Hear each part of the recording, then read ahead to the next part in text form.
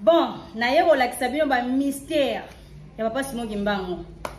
Makambo tata asali mingi na mokili. Mikolo na sali ba émission te.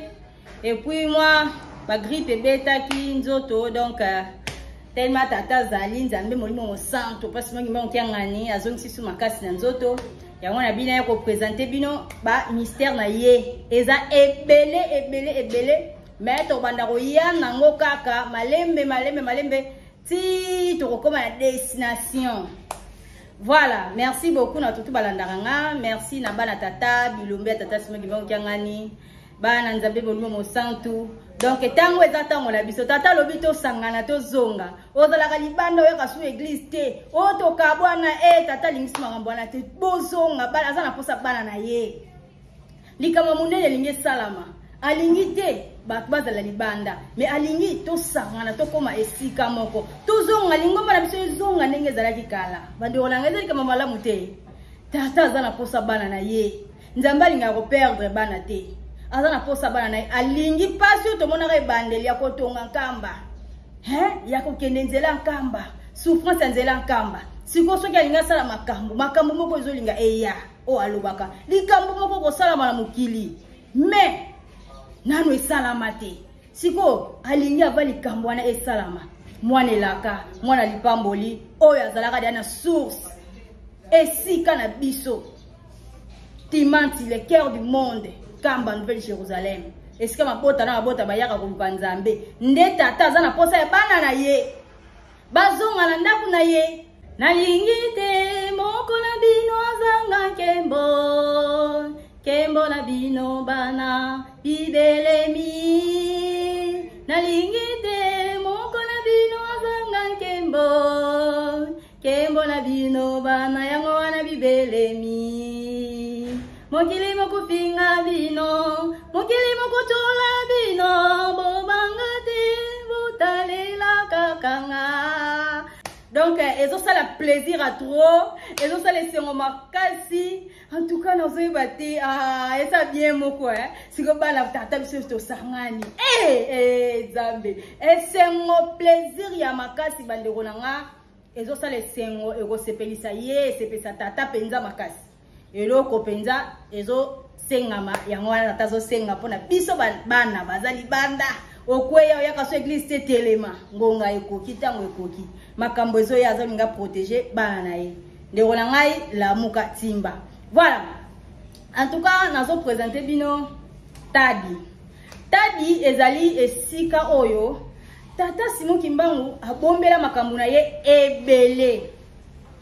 En tout cas esika oyo eza musika moko bandeko na nga tokendaki kuna na bandeko ebele tokendaki kuna totambolaki trajet talaka kasiko esika ngona no bokenda te so ezaki donc dotambolaka na ngoya molimo mosantu esika boyebi te mais totambola na ngoya molimo mosantu ti tokomaka na bamisala ebele na sali na conscience za moloko na osala mais eza batindi ngande naza motinda mi mosali ya tata donc tina zo sala yango ngate nyonso memba image nyonso bande ko sala okomona so na ineke ko sala boye omona fona kutana ka grâce pe gauche moko boya tambola nanga mabongisi ya tata mona tata pa ko révéler nga likambo tata zo protéger nga partout na okenda otsenga na ba soda na ye donc tokenda ka tadi na bande ko tokenda ka bande ko ndeko mibale biso mibale na ba soda tata molimo mo centre to yeba esika na te tokenda te membala liboso to tambola to mata ba ngomba bokomi na suka ya ngomba bozo lenga makolo ezo lenga bokomi na suka ngomba kuna ba bisino kote ote bo ba luka bozo ngobo kenenzela mususu ngana binzambe te yoko futa masumu to nini forêt équatoriale to nini donc na désert to traverser ba mai donc to tambola poto koma to zwata to nyokwama to lela ma miso bima to mo banze menine tinda nga musika makasi boye popo ke no découvrir ma bomba mi ya tata Simon Kimbangu popo ke no découvrir bisika bomba makambu na ye bisika ba mystère salama na tangu ya kala donc esenga ki kaka to kende kaka okende ozwa lipamboli bisika ya bongo tata loba soko komi fo ozwa symbole nazolakisa bino pe symbole na ngai nakendaki nkamba en tout cas nasalaki travail moko ya makasi vraiment bande ona nga tadi ezali esika oyo tata Simon Kimbangu akendaka kobomba mama Mwilu na le 6 juin mukolo ya envahissement ya Nkamba tango mindele bayaki ko panza Kamba ville sainte tango makambo siko bandaki pona moma ya kobundela peuple noir oyo yebi ke colonisation ezalaki na moyindo anyokwami mingi kobeta konyokwama metango tata tango ekoki ye moko azwa pasi wana na libota na ye nde siko première envahissement nde salamaka donc bitumba siko bandi makambo ebandi nde mukola liboso ezalaka envahissement ya Nkamba wana kuto yaka bayaka bakanga tata Simon Kimbangu mais tellement que tango ekokaki te donc elekaki kaka na kopanza kobebisa kodétruire sikotango bande kobebisa Nkamba kopanza ville sainte nde tata Simon Kimbangu azwaka mama Mwilu akendaka kobomba bango na tadi sika ona tieli bino tadi sikoyo na kolakisa bino nanu voyage ya tadi ndenge bandaki voyage ndenge to salaki ndenge to kendaki ndenge to vandaki na nzela donc na kolakisa bino ba parti wana nyonso bomo na niveau ya ba désert o to lekaki ti to koma na tadi donc to tambola ki na bisika moko to katisi ba mai to katisi do to tambola ki to mataki ba ngomba to tamboli ba zamba to tambola epenza tambola ki ti to koma na hotela bino na ba image wana bomona bongo to continuer sujet et puis tadi o nazo yebisa bino esika tata Simon Kimbangu bomba ba mystère caché na ye ezana ba mystère caché ya makasi na kati ya tadi boko mona na ko expliquer bino ba mystère caché moko botala ba image et puis tozonga to continuer na sujet maman combien to donc tika va kitana na mai nazo fraîcheur avant la loba donné tous aboyé ba na la kisi bien de ba image na zizi ya partie to tamboli mingi tomati ata ba 5 ou 6 ngomba na minute to komisiko na ngomba suka oto komata poto komatadi esika tata Simon Kimbangu akendaka ko bomba mama Mwilu na bangwala na tadi donc to bitu ko komisika wana nde to komia makambo nyonso bitumba nyonso etika na nzelo oyo nzela ya pasi ya souffrance tata Simon Kimbangu na mama Mwilu na batata donc tango ba panzi Nkamba basoda ba yoko sa désordre tata Simon Kimbangu bazo beta ye nzoto mususu ememi batata ememi mama Mwilu yoko bongo bango koto yo ba umela ki koto yango esengi ke toya tozela bino ba site historique maya ngondeni so bandeko bavandi maya ngondeni bate pardon maya ngondeni ni maya ngo goût le goût de ça maya tata Simon Kimbangu pambola tata pambola ba maya nyonso do atomeli yango esale lote ato suko lezo bakiso ka mapambo yiko la mapambo na fox et puis ça maya propre koleka so la ndi couleur so la ndi couleur mawa oza maya karate to mata siko to koma siko na tadi karate to mata to koma na tadi esika oyo makambo ezali to mata kalate c'est ngomba suka yango to ngomba suka yango ya solo ya wana bye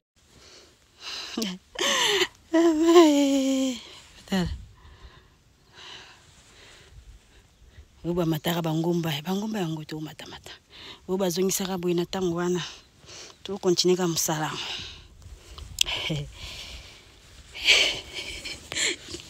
navandi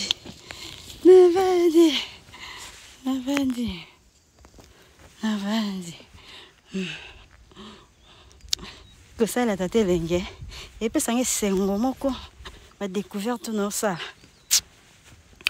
puta epesange sengo moko yango ba filme o botala wana nyonso eleka na Afrique ese bangomba na ba tala ba bangomba nyonso sika basalela ba filme bani makambo wana nyonso c'est Afrique. Afrique eza mboka munene. Eza mboka moko. Eza mboka moko eza na mambo ebele. Ce que découvrir en tout cas, eza vraiment grâce. Mboka oyo eza na Bible. Esika Nzambe ovanda. Mboka bangomba. Na tango na Bible banani ba mataka likolo ngoma bagenda mona Nzambe. Bakenda mona la terre sainte. Ba mataka likolo bangomba no. Siko biso tiko tozala na terre sainte. Toye komona esika Nzambe abombelaka mama na bamvoila. Donc ata eza musika ngweza ndini tokokoma. Tokende kaka ata tomati dingomba. Tomata pona Nzambe na biso. Donc tondima kosalela biso to ba serviteur na ba umbu ya tata molimo santo biso ngai umbu na ndima nga. On a continué. Dambo.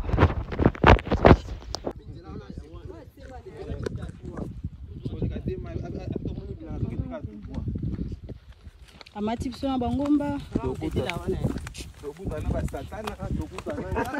On a raison.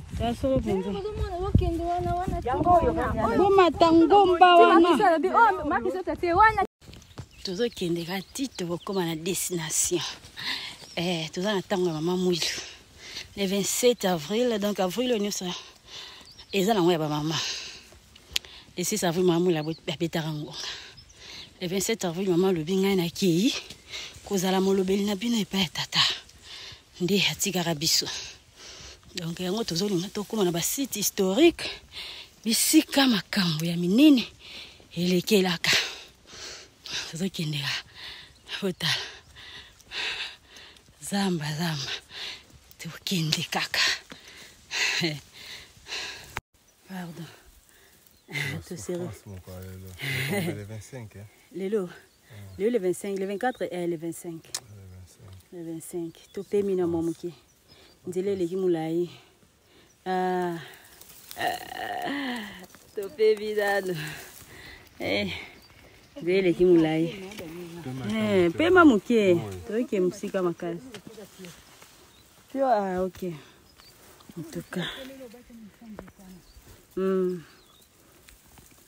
Toi musika makasi. Na tokomi te metezo kende kaka. Ngomba molai. Oh pena ngomba oyo kaka pena ngomba ya soma. Voilà, bomoni ba parcours hein. Bomoni ba parcours. Donc bomoni pena ba marche nde to tambola ki to kaou ki to ziki bilongo senti pena ke to komi rouge. To komi lo makaya budo. To komi somo, avec to komi place to vandi na to lembi. To bi donc to koma raté. To koma kate bokende nzela o koto te. Eza kote wana kuna to longwe. To kesu nzela mususu koto te eza kote wana kuna. Donc to tambola ki makasi. Donc bisika bozomona eza vraiment important. Bomoni libanga o na tie libino botala ngo bien. Botala libanga o. Libanga oyo na tabo ya botala. Libanga oyo ezali libanga oyo eza avion aso botali yango bomona yango pene avion hein. Tata simo kimbango tanga banda ko bimisa kenda ko misa roi belge.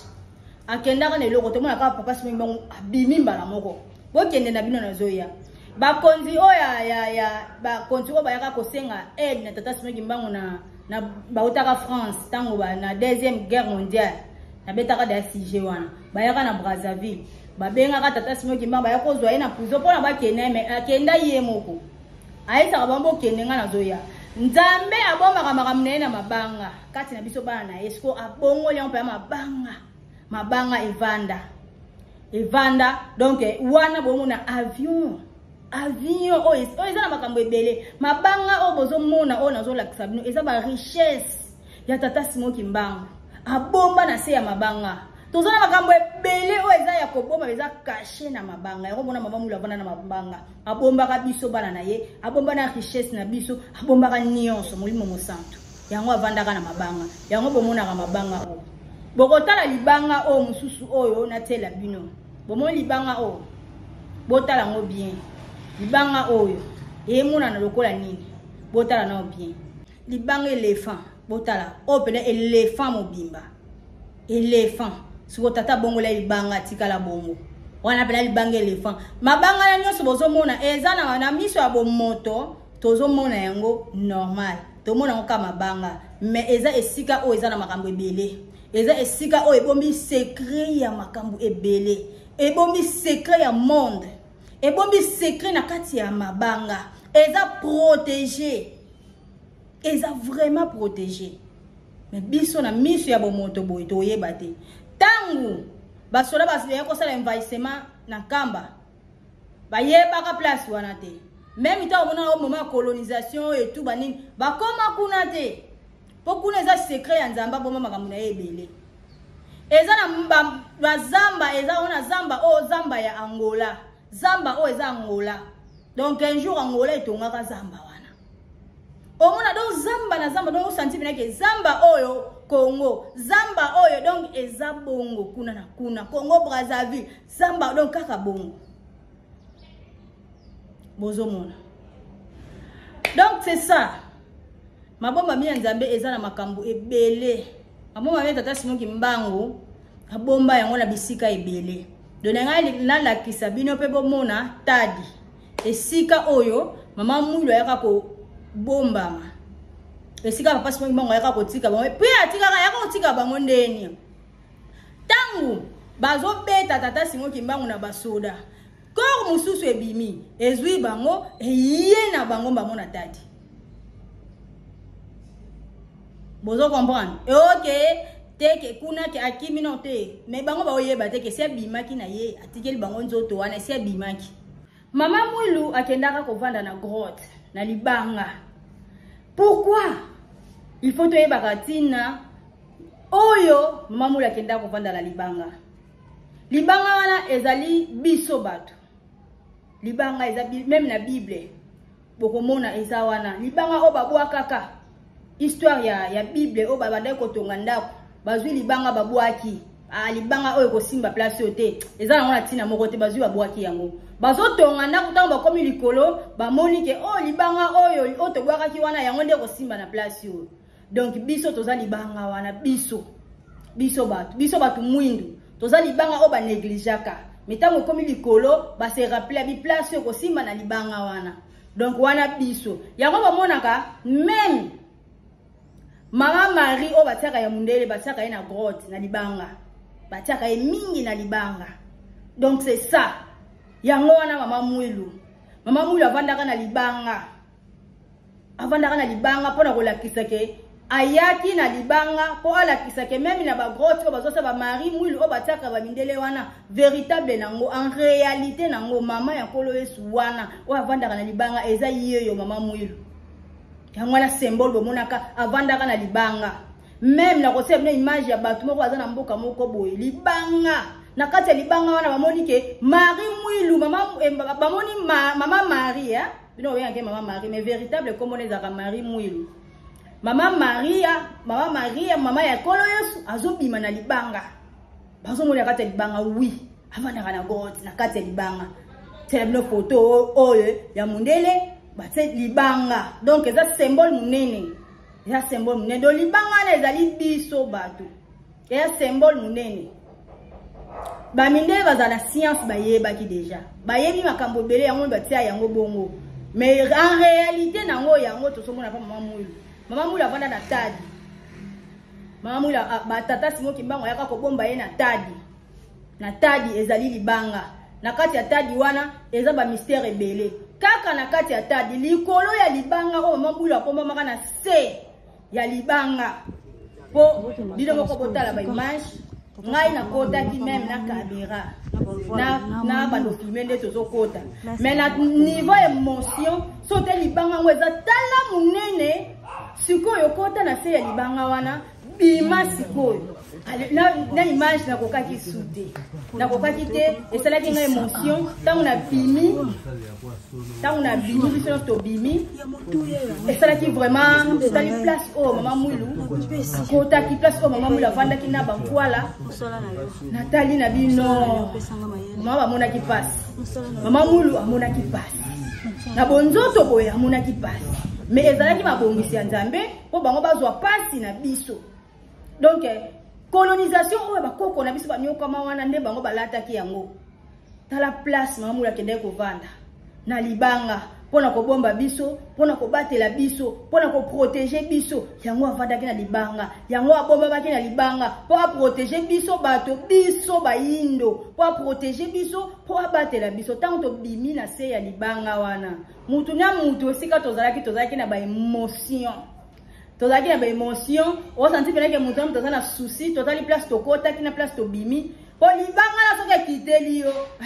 Esili. Donc maman ebi ki bakamu na osa les spirituels mais na bangaki. Pona zaka mutu. Maman mulu akendaki ko kota na se libanga pona ko protéger biso. Po ata babwaki libanga, le bilu bakoza na posa libanga wana. Yango maman mulu boyoka ke Maman Marie avandaka na grotte. Maman Marie batiaka ba photo na mingi batiaka ngona libanga. Batu bakomi komona ina libanga. Donc libanga wana ezali biso. Biso to mona Maman Marie Mwilu asoke de ko bomba mana libanga. Mais abanende ko bomba biso batu. A protéger biso, bango siko balata pasi na biso, balata souffrance na biso. Balata donc olela na biso oyo biso to nyokwa mela. Kolo Yesu ayaka pona ko bundela biso. Kolo Yesu ayaka pona ko bikisa biso na tangu wana akufaka pona biso poto bika. Metango akei mvuluzi ayaki. Kolo Yesu aye, me kolo Yesu akendaki. Pouvoir o ayaki nango pona biso ekendaki epa ya batu mususu un quart. Mindele bazwaki yango. Mindele bazwaki yango. Me biso totikala kaka na passe. Po colonisation continuaki. Po mission na esilaki te. O ya ko sala ezalaki ndambu. Esengaki akende aya lisusu. Nde ayeko ya lisusu na 4e génération. Batu bayeba kateke kolo Yesu obino boluka ezalaka tata kimbangu. Na tango akala yo zalaka na yo te. Me oloba kateke kimbangu akokana kolo Yesu asala boye. Yo ozoloba bongo, me oyebi kolo Yesu te. Tango ozo défendre kolo Yesu luka pe oyeba kimbangu aza nani? Kimbangu aza nani luka oyeba? Po kolo Yesu oyeba ka ete. Bako balakisa bako yebisa kimbangu okofinga kimbangu. Me sikoyo kolo Yesu na kimbangu bazaka mutu moko.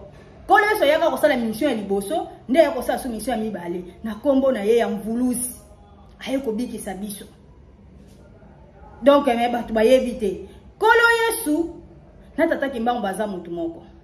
Yango wana tangu Nzambe ayaka na mokili. Nzambe azana ba corps na ye, mususu etika la komona, yango ezo guider onzoto eza na sepo. Nzambe amibimisaka na ye vraiment te. Donc yonde mwana bilaka mwana bilembo. Na 4e génération comme ko bibimisa, amibimisaka te. Okomona tata simo ba retourner ozo soana nkolo Yesu. Mais c'est la même personne. Kaka na libanga wana. Likolo ya libanga. Na la sabino image esika na vanda ki likolo ya libanga.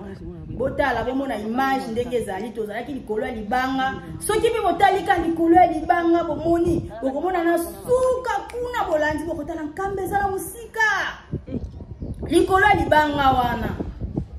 Esika tata kimbangu asaki remise et reprise na kolo Yesu. Na tangu wana ayaka na kombo ya kolo Yesu. Tangu histoire esili asali remise et reprise mais la même personne. Asali remise et reprise na kombo ya kimbangu nde ko continuer aye na continuité na kombo ya mvuluzi. Eko continuer. Donc ezali benga likolo ya libanga wana. Nde continuité continuer ki. Ya ko continuer ko bikisa moto moyindo. Ya ko bikisa loposo moyindo. Loposo oyo ebunga kala. Ozo continuer ko nyokama. Na pasi na souffrance ya ko bikisa yango. Yango na mona kike esengaki tata kimbangu aya po aya ko bikisa loposo moyindo. Tozo continuer. Kaka na kati na libanga wana kaka. Na kati ya tadi image, mon image au place na zo la kisabino. Esika Moïse azwelaka mibeko. Mibeko Moïse azwaka mibeko. Esika oba yebisaka ye okomi na esika esantu longola mapapa. Nde esika kenda kozwa mibeko. Ezalaka pe na libanga. Akenda kozwa mibeko. Esika ngo yango yo bande wana nga. Na yebi ke bako boya bako na yebi ke batu bako déclarer na bango kande bo mesana mais là c'est vrai.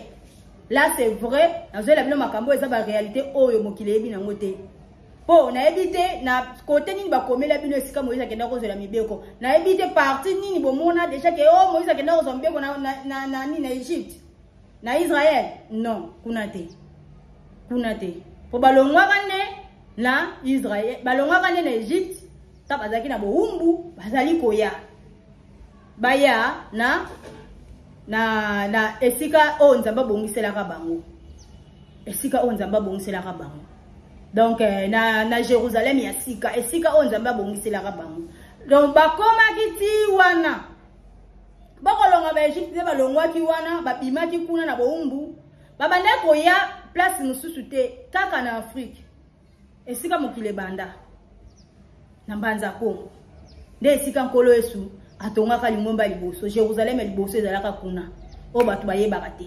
balekaka nzela wana esika de place bakomaka wana de place ya zwelaka mibeko parti ona otielaka bino obozomona otoza place ya zwaka mibeko biso pe tango tokomi wana telmeze esika esantu tokoti bisika wana nyonso bayebisi biso nini ke awa tango kobima pe bozwa pe ya bino libanga donc libanga wana eza libanga ya mibeko biso toya na charge nde toza botoya na charge libanga na nga yango eza kuna kati ya na bimisi yango oyo eza cadeau oyo pena en tout cas cadeau na ngai natie na awa oyo na olobelaka yango moko mosusu libanga oyo Moïse akenda kozwa mibeko na libanga ya mibeko esika kenda kozwa place longola mapapa biso betango tokobaki na esika wana ozwi libanga nao donc toko ozwi libanga okomi na charge okomi na problème mibeko donc koma soko sali moins d'erreur ezongi yo même na révélation mibeko